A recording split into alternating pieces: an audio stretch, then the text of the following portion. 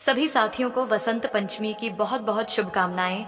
वसंत पंचमी के दिन ही माता सरस्वती का प्राकट्य हुआ है। जब सृष्टि में अज्ञान, मौन और अंधकार था, तब ब्रह्मा जी की प्रार्थना पर माता सरस्वती प्रकट हुई और वीणा के मधुर स्वर से ज्ञान का संचार किया। मनुष्य को वाणी, लेखन, संगीत और विवेक प्रदान किया। वसंत ऋतु स्वयं नवजीवन, नई ऊर्जा और सृजन का प्रतीक है। इसलिए इस दिन ज्ञान की देवी माता सरस्वती की पूजा की जाती है। प्रिय साथियों, कथा को अंत तक अवश्य सुने। ये कथा एक ऐसी गांव की जहां की मिट्टी की सोंधी खुशबू हवा में खुली रहती थी और सूरज की किरणें हर सुबह एक नई उम्मीद लेकर आती थीं। मगर कभी कभी इन्हीं किरणों के साथ घोर निराशा भी उतर आती थी किसी के आंचल में। हमारी ये कथा उसी निराशा और फिर असीम श्रद्धा से उपजी अद्भुत आशा की है। गांव का नाम था सरस्वतीपुर। नाम से ही पवित्रता और ज्ञान का आभास होता था। पर इस गांव में एक मां थी, यशोदा देवी। उसका जीवन सरस्वतीपुर के नाम से बिल्कुल विपरीत था, जैसे किसी मंदिर के प्रांगण में अंधेरा फैला हो। यशोदा एक साधारण सीधी सादी महिला, जिसका जीवन दुखों से भरा था। पति का असमय देहांत हो गया था और जीवन का एकमात्र सहारा था उसका नन्हा बेटा गोपाल। गोपाल, जिसका नाम तो कृष्ण के समान था, पर उसकी नियति में एक ऐसा अभिशाप लिखा था जो हर पल यशोदा के हृदय को छलनी करता रहता था। गोपाल जन्म से ही गूंगा था। हाय री किस्मत, कैसी अभागन है तू यशोदा। अपने ही बच्चे का मुंह नहीं देख सकती, उसका बोल नहीं सुन सकती। ये तो पूर्व जन्मों के पापों का फल है। कैसा दुर्भाग्य है। एक तो पति नहीं, ऊपर से ऐसा मौन बेटा। कौन जाने किस घड़ी में इस बच्चे को भगवान ने जन्म दिया होगा। गांव की औरतें, जिनका जीवन दूसरों के सुख दुख पर टिप्पणी करने में ही गुजरता था, अक्सर यशोदा को ऐसे ताने दिया करती थीं। ये शब्द तीर बनकर यशोदा के दिल में उतर जाते थे। हर चुभन के साथ उसकी आंखों से गंगा जमुना बह निकलती थीं। वो सोचती, क्या सचमुच मैं इतनी पापी हूं? क्या मेरे गोपाल का कोई दोष नहीं?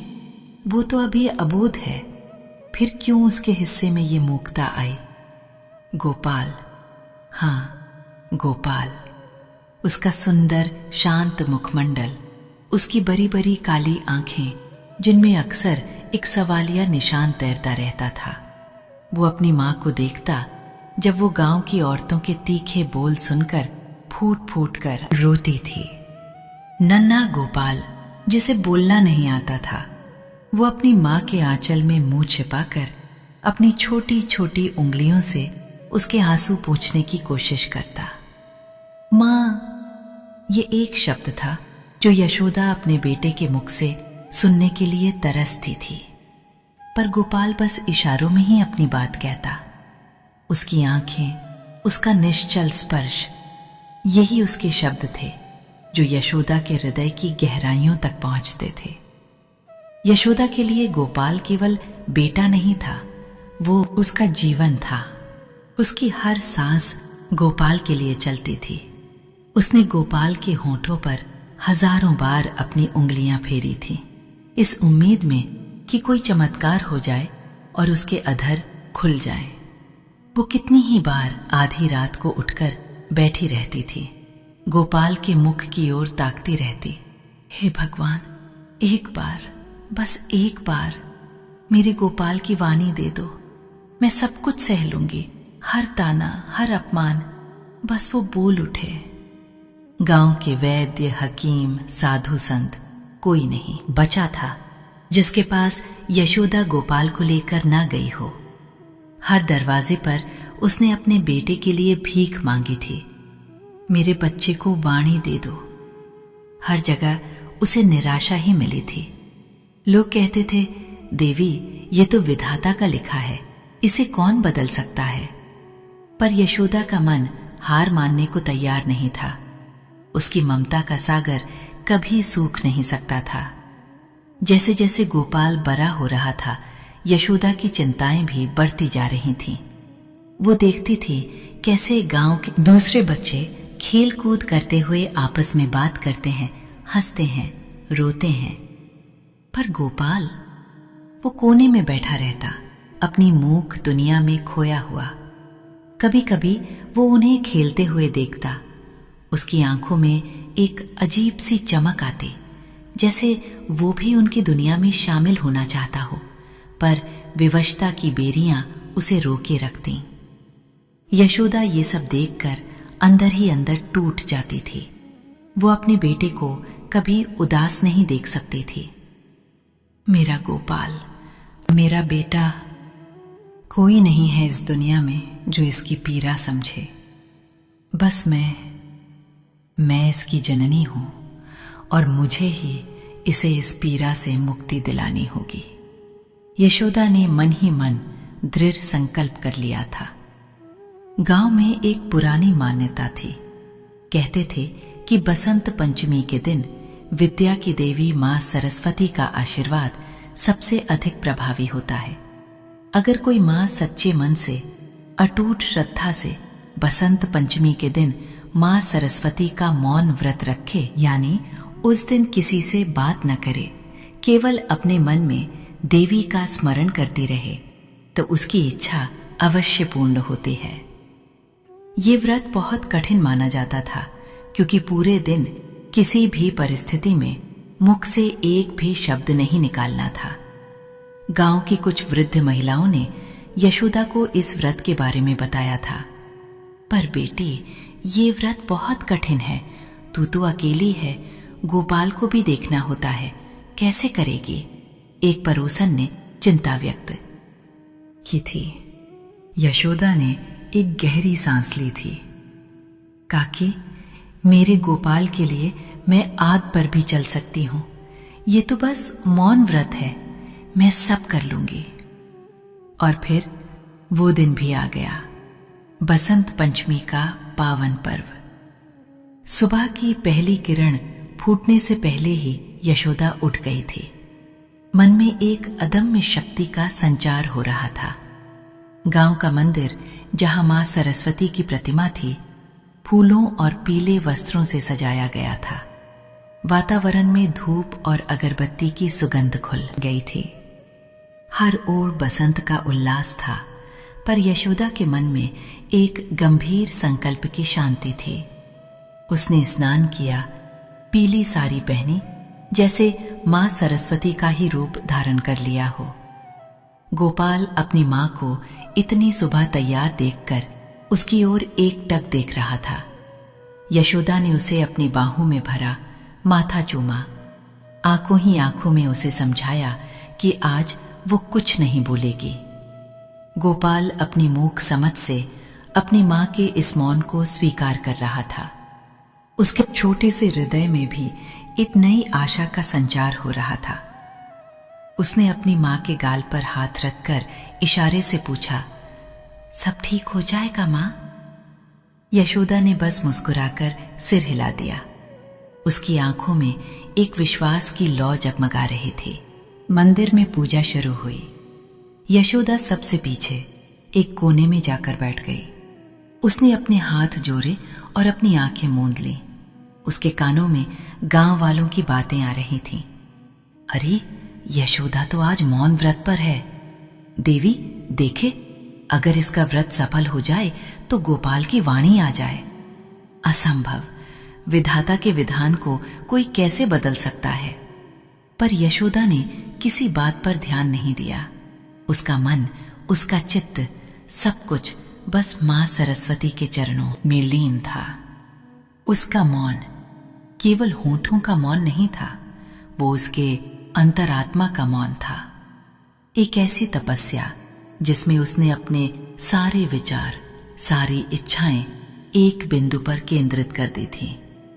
मेरे गोपाल की वाणी, हे मां शारदे, हे वीणावादिनी, मेरे बच्चे को बोलने की शक्ति दो। उसका बचपन मूकता के अंधकार में न बीत जाए। दिन चढ़ता गया। सूर्य आकाश में अपनी पूरी आभा बिखेर रहा था। गांव में बसंत पंचमी के गीत गूंज रहे थे। बच्चे पतंग उड़ा रहे थे।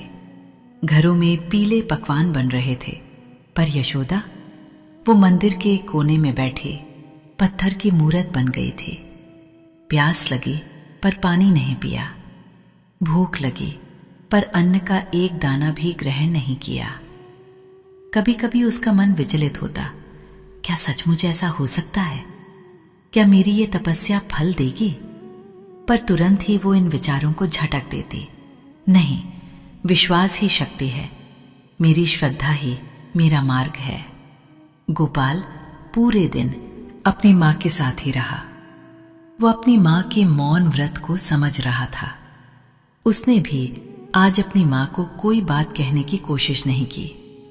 वो बस उसके पास बैठकर अपनी नन्ही आंखों से अपनी मां की अदम्य इच्छा शक्ति को देखता रहा। जब यशोदा की आंखें बंद होती तो वो धीमे से उसके गाल पर अपना हाथ फेरता। यशोदा की पलकें खुलती तो वो उसे देखकर बस धीमा सा मुस्कुरा देती। ये उनकी मूक भाषा थी जो शब्दों से कहीं अधिक गहरी थी। शाम ढलने लगी। मंदिर में आरती का समय हो गया। शंख और घंटियों की मधुर ध्वनि से पूरा गांव गुंजायमान हो उठा। आरती के बाद पंडों ने प्रसाद बांटा। यशोदा ने प्रसाद ग्रहण किया। उसके मुख से एक शब्द भी नहीं निकला, पर उसकी आंखों से कृतज्ञता के आंसू बह रहे थे। उसका व्रत पूर्ण हो गया था।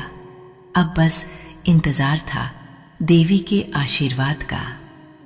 दिन बीतते गए, सप्ताह, महीने। यशोदा ने गोपाल को गांव के ही एक छोटे से स्कूल में दाखिला दिलवाया। उसके पास भले ही पैसा नहीं था, पर मन में दृढ़ संकल्प था कि वो अपने बेटे को पढ़ाएगी ताकि वो अपनी जिंदगी में आगे बढ़ सके, भले ही वो बोल ना पाए। स्कूल का पहला दिन। गोपाल डर रहा था। वो अपनी मां का आंचल पकड़े हुए था। यशोदा ने उसे दिलासा दिया, बेटा डरना नहीं, मां हमेशा तेरे साथ है। ये शब्द हालांकि उसने बोले नहीं थे, पर गोपाल ने उन्हें अपनी मां की आंखों में पढ़ लिया था। गोपाल स्कूल जाने लगा। वो एक होशियार बच्चा था। भले ही बोल नहीं पाता था, पर उसकी ग्रहण शक्ति कमाल की थी। वो सब कुछ बहुत जल्दी सीख लेता था। अध्यापक भी उसकी लगन से प्रभावित थे। वो इशारों में ही अपने सवालों के जवाब दे देता था। यशोदा रोज स्कूल के बाहर खड़ी होकर अपने बेटे को देखती थी। उसकी आंखें हर पल गोपाल पर टिकी रहती थीं। एक दिन स्कूल में बसंत उत्सव का आयोजन किया गया। बच्चों को मंच पर आकर कविताएं सुनानी थी, गीत गाने थे या कोई नाटिका प्रस्तुत करनी थी। गांव के सभी लोग आमंत्रित थे। यशोदा भी वहां पहुंची। वो सबसे पीछे पैरों की ओट में खड़ी थी ताकि किसी को उसकी उपस्थिति का एहसास न हो। उसे पता था कि गोपाल बोल नहीं सकता, पर फिर भी वो एक मां के रूप में उसे देखने आई थी। शायद उसे ये उम्मीद थी कि आज वो अपने बेटे को मुस्कुराते हुए देखेगी। मंच पर एक एक करके बच्चे आ रहे थे। कोई ज्ञान पर कविता सुना रहा था तो कोई देशभक्ति पर।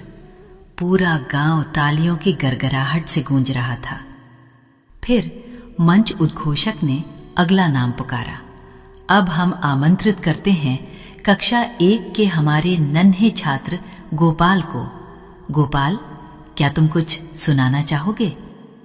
यशोदा का कलेजा मुंह को आ गया।